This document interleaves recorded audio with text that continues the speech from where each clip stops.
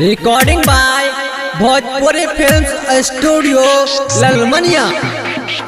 DJ Om Shankar जय जय छठी मैया की।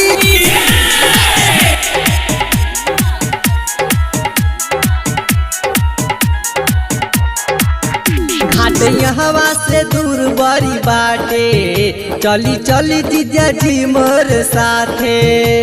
ए जीजा जी का बताई सुना तनी।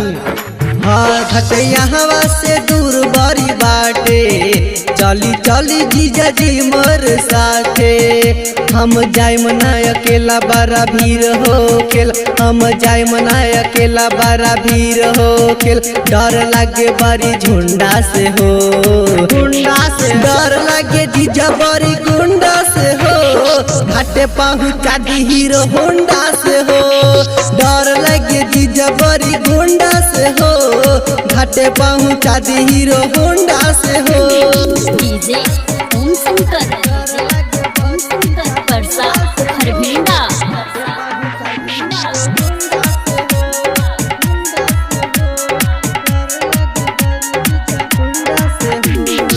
जल्दी से जीजा जी गाड़ी निकाली, छठी घाटे पहुँचा दी हाली। छठी घाटे चलम छोरे पटाका, मिले के हमनी जीजा साली, जीजा साली, जीजा साली। जल्दी से जीजा जी गाड़ी निकाली, छठी घाटे पहुँचा दी हाली। छठी घाटे चलम छोरे पटाका, मिलके हमनी जीजा साली, जीजा साली।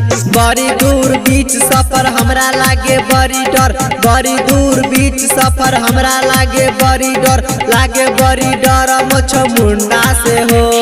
डर लागे जीजा बड़ी गुंडा से हो, घाटे पहुँचा दी हीरो होंडा से हो।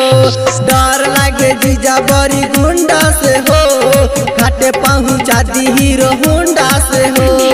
डीजे ओम शंकर परसा हरभिंडा।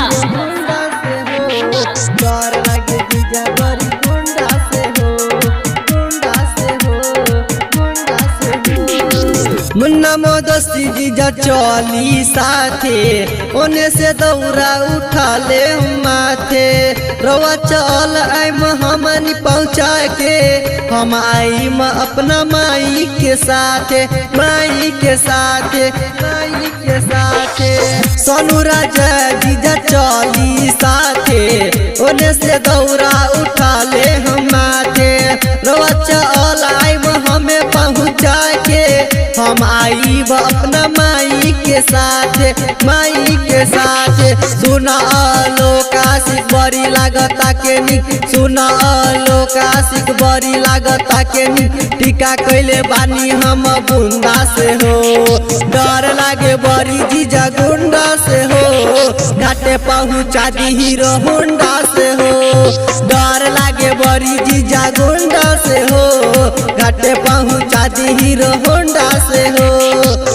घाटे हवा से दूर बड़ी बाटे, चली चली जीजा जी मोर साथे।